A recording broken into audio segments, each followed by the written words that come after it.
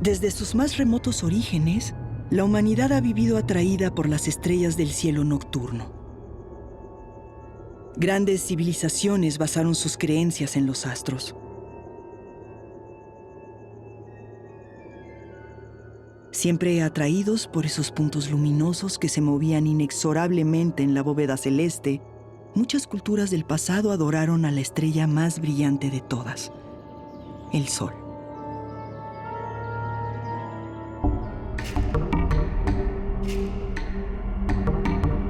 Entre los egipcios o los mayas, la arquitectura de templos y tumbas fue concebida y orientada conforme a la trayectoria de las estrellas en el firmamento. Los antiguos griegos se referían a estos brillantes puntos con los nombres de sus dioses. Ancestrales civilizaciones trazaron entre una estrella brillante y otra más líneas imaginarias que formaban constelaciones, figuras de seres y animales míticos que regían la vida de los individuos. Durante centurias, los antiguos navegantes se orientaban en la inmensidad de la noche por los astros que los guiaban a su destino. A lo largo de los siglos, la evolución del estudio del cielo ha pasado por complejas etapas, desde persecuciones religiosas hasta grandes y excepcionales descubrimientos. Sin embargo, cuando observamos el cielo nocturno lleno de estrellas, pocos se preguntan qué hay entre una y otra. Al parecer, un inmenso vacío. Pero esto no es así. Existen enormes cantidades de materia y energía oscuras que no podemos ver. La ciencia actual tiene nuevas hipótesis y teorías sobre estas sustancias invisibles de nuestro universo.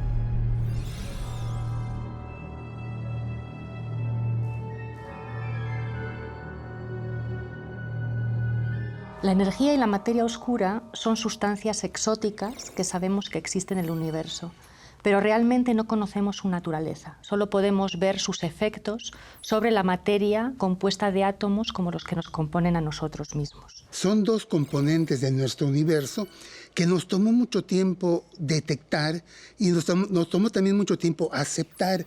¿Por qué? Porque por su naturaleza no emiten luz, no reflejan luz, la produce un tipo de partícula que aún no se ha detectado, que añade materia a la materia ordinaria. Su única manifestación es a través de, digamos, en el caso de la materia oscura, de la fuerza de gravedad. Porque vemos estrellas que están haciendo movimientos respondiendo a fuerzas gravitacionales que no corresponden a lo que estamos mirando en términos de luz de las estrellas. Hay más materia que la que podemos ver.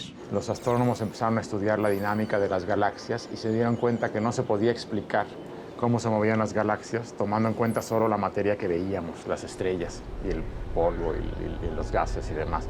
Entonces había materia que faltaba. Nosotros sabemos, por ejemplo, que la Tierra se mueve alrededor del Sol con cierta velocidad. Y si vemos a Mercurio, se mueve mucho más rápido porque está más cerca. Y conforme un planeta está más lejos, se mueve más despacio y está ligado al Sol, que es la masa principal. En los cúmulos de galaxias, que son muchas galaxias como la nuestra, estas galaxias se movían muy rápido. Y eso quería decir que había una materia que no la podía ver, no la podía medir, porque no emitía luz, pero que estaba ahí, alguna forma de gravedad que estaba ahí. Entonces, si no existiera esa materia extra, los sistemas que estudiamos no serían estables, las galaxias no podrían existir. Un astrónomo muy famoso de esa época, se apellidó Zwicky, notó que en una región del espacio donde había muchas galaxias, que son estas familias de estrellas, las galaxias como que deberían de haberse dispersado ya. Y para que esto no hubiera ocurrido, hacía falta que además de la materia que se ve en las estrellas, en el gas, habría otra componente de materia, pero que no se veía. Y creo que él acuñó el término de materia oscura. Posteriormente, otra astrónoma, Vera Rubin, lo que hizo fue en una galaxia parecida a la nuestra, que son galaxias con un disco, se llaman galaxias espirales, midió lo que se llama la curva de rotación de la galaxia, cómo se mueve el gas en este disco alrededor de la parte central de la galaxia. En estas galaxias, las estrellas más externas tardan exactamente el mismo tiempo en girar que las que están más internamente. Esto no es el comportamiento normal de la materia. Debe de existir más materia para que realmente se pueda tener una galaxia de estas características de forma estable. Si hay materia oscura alrededor de las galaxias, no está constituida de los elementos que conocemos la tabla periódica de elementos que hay en todo el universo. Bueno, no está constituida por eso. No está constituida tampoco por las partículas elementales que conocen los físicos nucleares, tampoco está constituido por eso. Entonces no sabemos de qué es. Sin embargo, esa era la evidencia que había y la gente simplemente no lo aceptó, dijeron las mediciones están mal, aquí hay algo que no entendemos, y fueron pasando las décadas. Y ya digamos, a estas alturas ya la evidencia es incuestionable. Hay algo más ahí que no lo podemos ver, pero que ayuda a que las cosas no se disgreguen, añadiéndoles fuerza atractiva de gravedad. Una cosa que también es interesante es que luego la gente piensa que a lo mejor la antimateria es la materia oscura, y no. La antimateria se comporta de acuerdo a la gravedad igualito que la materia normal, y entonces no podemos explicar ni la materia oscura ni la energía oscura con la antimateria. Esa no funciona. La antimateria es otra cosa. Así como existe la materia, también existe la antimateria, que es materia equivalente, tiene peso, tiene gravedad, pero que frente a la materia y la antimateria se aniquilan. La antimateria son partículas equivalentes a la materia normal, a la materia que conocemos, pero que tienen la carga opuesta. El electrón tiene carga negativa y existe el positrón con la misma masa que el electrón, pero con carga positiva. Igual, si pensamos en un protón, que es mucho más grande, el protón tiene carga positiva y el antiprotón tiene la misma masa, pero carga negativa. Y así, cada partícula de las partículas elementales que conocemos tiene su antipartícula. La antimateria pues, existe en la naturaleza y se genera en muchas reacciones nucleares de manera natural. Entonces, la pregunta no es por qué no hay antimateria, sí hay. La pregunta es por qué hay muy poquita, por qué no hay tanta como la materia. Entonces, tiene que haber algún momento en donde haya un poquito más de materia normal que de antimateria, y esa asimetría es algo que se estudia como un problema que todavía no se tiene una solución. Por otro lado, la energía oscura es algo todavía más enigmático, ha tomado más tiempo, realmente su aceptación es de las últimas 2 décadas, y es como una propiedad que tiene el espacio de crecer. El espacio como que quiere hacerse más grande, es una propiedad de la naturaleza que no entendemos. Pero lo que está haciendo es que el espacio se expanda cada vez más rápidamente, o sea, se acelere la expansión del universo. Desde hace muchas décadas, 1925, sabemos que el universo se está expandiendo. Las galaxias se alejan unas de otras y se alejan más rápido mientras más lejos estén. Y esto nos dice que en un origen el universo se formó en una gran explosión. Que le llaman el Big Bang, que se expandía muy rápidamente al inicio en una etapa que le llaman inflación, y posteriormente se expandía siendo frenado por la propia materia que tiene el universo. La gravedad debería frenar la expansión del universo. Las galaxias se atraen unas a otras y esto debería ir poco a poco frenando la expansión del universo. Y es muy difícil medirlo, no se tenía la tecnología para medirlo sino hasta la década de los 90. Encontraron que las galaxias no solo se estaban alejando entre sí, sino que lo estaban haciendo cada vez más rápido. Esto sería equivalente a que usted agarre una pelota. la tire para arriba y la pelota, en lugar de que regrese, se siga yendo cada vez más rápido, lo cual no es lógico, ¿verdad? La única manera que tenemos hoy en día de entenderlo es pensar que hay un campo de energía que permea todo el universo y que produce una especie de antigravedad. Y esta antigravedad hace que la expansión se acelere. Sabemos que existe, podemos medir cómo afecta la expansión del universo, pero no sabemos qué es ni cuáles son sus propiedades. Y entonces, de momento, es una de estas incógnitas en el universo y nada más le pusimos nombre, es la energía oscura. Es muy diferente a la materia oscura, no hay que confundirlos. La materia oscura suponemos que son partículas de algún tipo diferentes a las usuales, pero que producen gravedad normal y que simplemente controlan el movimiento de los cúmulos de galaxias. La energía oscura es distinta, la energía oscura está a gran escala, permea todo el universo y es más o menos uniforme. El contenido de energía oscura en el universo hoy en día es dominante, es el 74% de todo lo que hay. El otro 22% es una componente de materia oscura y que sirve de factor aglutinante a otra materia en la evolución del universo. Hoy en día también un 4% es materia ordinaria. Es lo que compone las galaxias que vemos, es lo que compone el planeta Tierra, es lo que nos compone a nosotros mismos. Esta materia ordinaria que nos forma a nosotros tiene la capacidad de absorber y emitir una forma de energía que se le conoce como la radiación electromagnética, porque lleva, digamos, campos tanto eléctricos como magnéticos. Y el ejemplo más común es la luz. La luz es una parte de todo lo que llaman el espectro de la radiación electromagnética. Pero hay muchas ondas electromagnéticas que nuestros ojos no ven, hay todo un espectro muy parecido al sonido, igual que hay sonidos muy graves, muy agudos, y hay sonidos que nosotros no oímos y que oyen los animales. Con la radiación electromagnética pasa lo mismo. Hay radiación electromagnética que tiene una frecuencia muy baja, que nosotros no vemos, o al revés, muy alta, que tampoco vemos, y nosotros solo vemos una banda muy angosta que llamamos luz visible. Todo eso que ya no lo pensamos como luz, es parte de un mismo esquema y se llama espectro electromagnético. Para nosotros los astrónomos es nuestra forma de estudiar el universo. Lo que recibimos de todo el universo es radiación electromagnética con distintas energías y vemos las propiedades que tiene y eso nos da información de cómo son las estrellas, cómo son las galaxias. Vemos las estrellas con luz visible o las vemos con luz infrarroja, tenemos telescopios de rayos ultravioleta, tenemos radiotelescopios, tenemos telescopios de rayos X y tenemos telescopios de rayos gamma para poder ver toda la luz que se emite en todas las frecuencias en el universo. Gracias al alcance de los telescopios, se han encontrado otros cuerpos celestes como los misteriosos hoyos o agujeros negros. Oscuros objetos cuya fuerza de gravedad es tan poderosa que atrae a cualquier elemento a su alrededor y nada puede escapar de él, incluso la misma luz.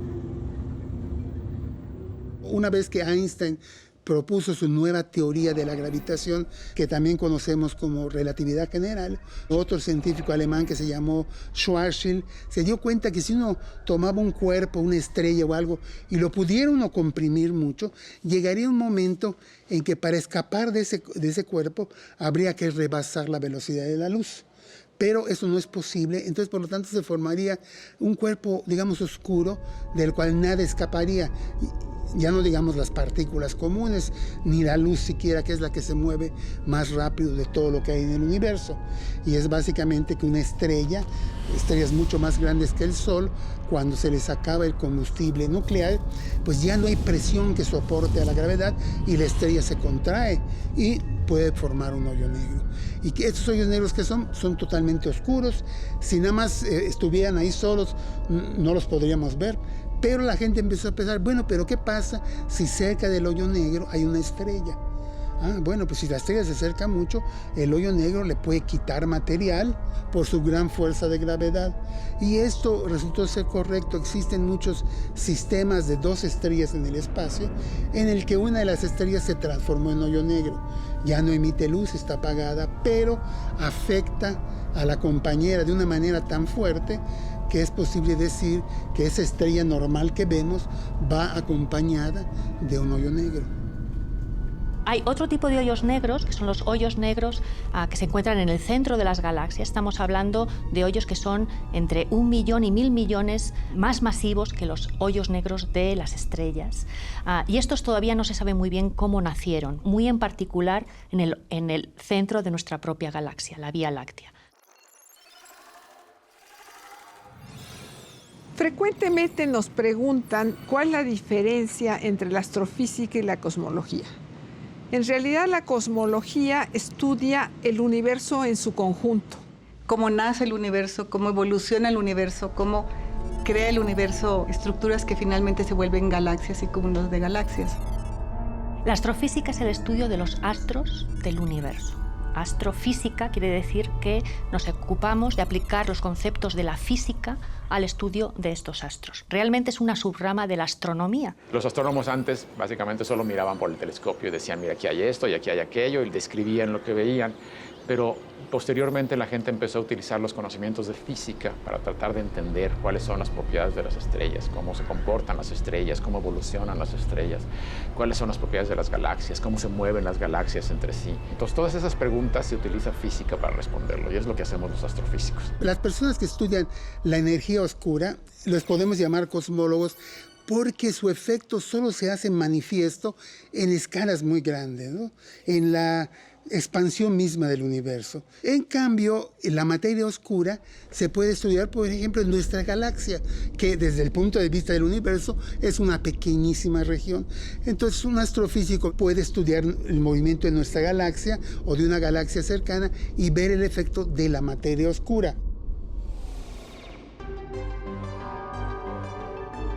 México tiene una larga tradición en astronomía y es una de las ciencias con mayor impacto internacional. En México existen 4 grandes observatorios. 2 de ellos son clásicos y estudian la emisión de la materia visible en frecuencias similares a las que funciona el ojo humano. Construidos durante la década de 1970, se ubican en el norte del país. En Baja California se encuentra el Observatorio Astronómico Nacional de San Pedro Mártir y en Cananea, Sonora, el Observatorio Astrofísico Guillermo Haro. Son los observatorios ópticos más grandes del país, con espejos de aproximadamente 2 metros de diámetro. Hay otros 2 instrumentos que ya no captan luz visible, sino uno de ellos capta ondas de radio. Se llama el Gran Telescopio Milimétrico. Está en la frontera entre Puebla y Veracruz, en el Cerro La Negra, muy cerca del Pico de Orizaba. Y es un instrumento que ha sido la mayor inversión científica de México. Es un gran telescopio, tiene 50 metros de diámetro, es el telescopio más grande en su tipo en el mundo, es un telescopio realmente muy, muy poderoso.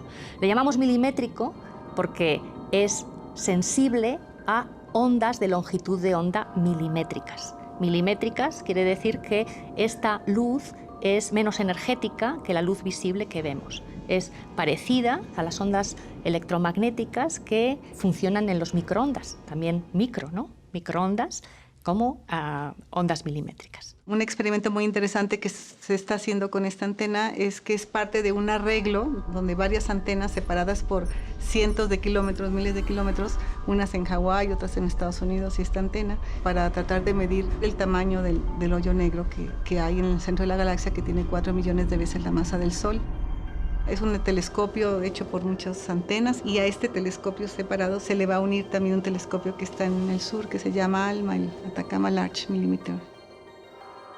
Finalmente, el último instrumento es un instrumento que también está en el Cerro La Negra. Capta rayos gamma, que son la forma de la radiación electromagnética más energética que conocemos. El observatorio Hawk, que es un observatorio dedicado a ver los rayos de muy alta energía que provienen de astros. Se producen muy pocos en el espacio.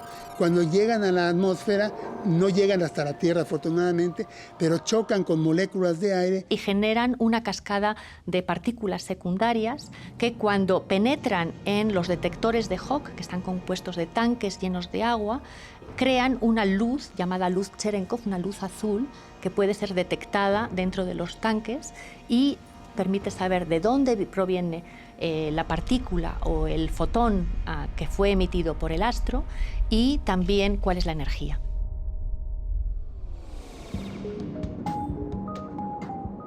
Si bien la observación del universo se realiza desde observatorios terrestres, ¿qué mejor manera de estudiar el cosmos que desde el espacio?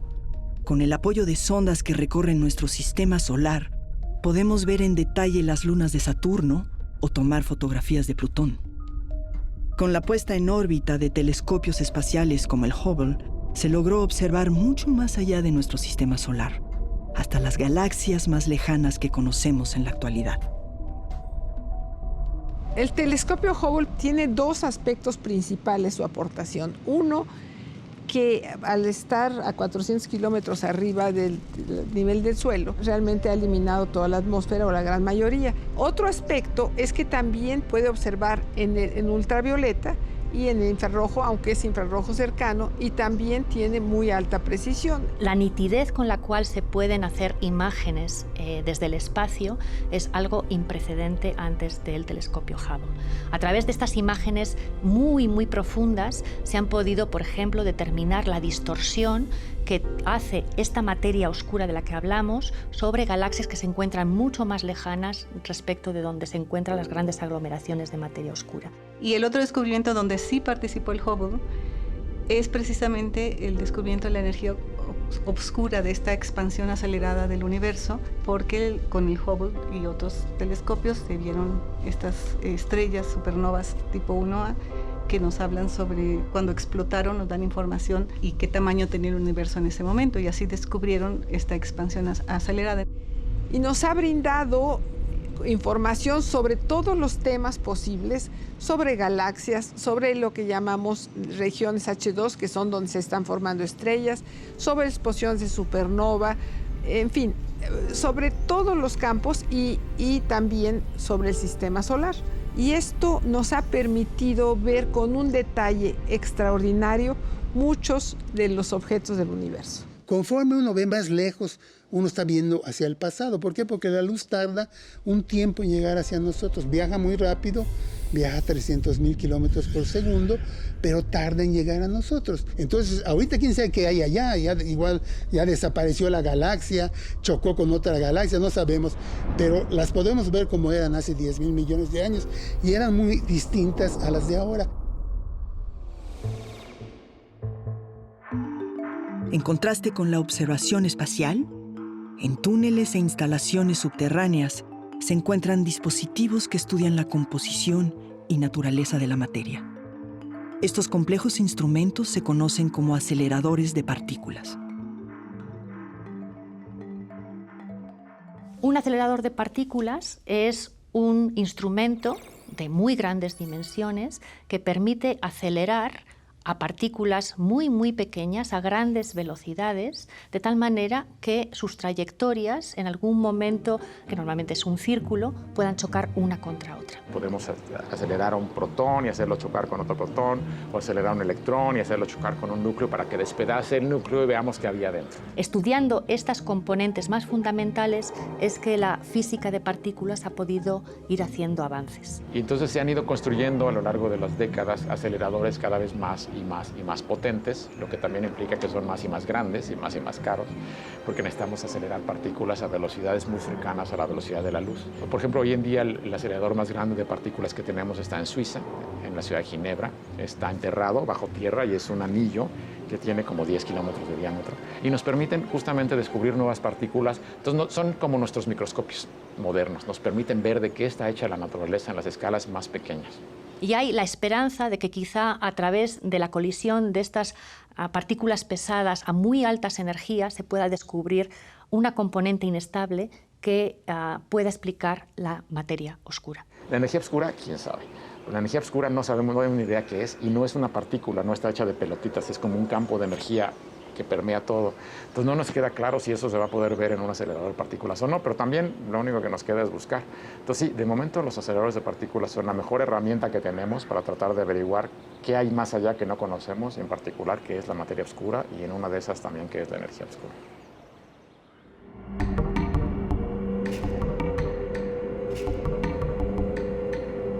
A lo largo de la historia hemos tratado de entender el universo que nos rodea.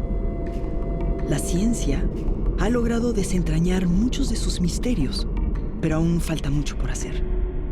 Los recientes descubrimientos como la materia y energía oscuras son algunos de los temas que abren puertas para nuevos estudios. Los astrónomos dirigen telescopios cada vez más potentes y sofisticados con el fin de escudriñar el cosmos y comprender con precisión qué hay más allá. La ciencia ha evolucionado enormemente y con seguridad ofrecerá nuevos descubrimientos que nos ayuden a obtener más y mejor información sobre el contenido del inmenso espacio que forma nuestro universo.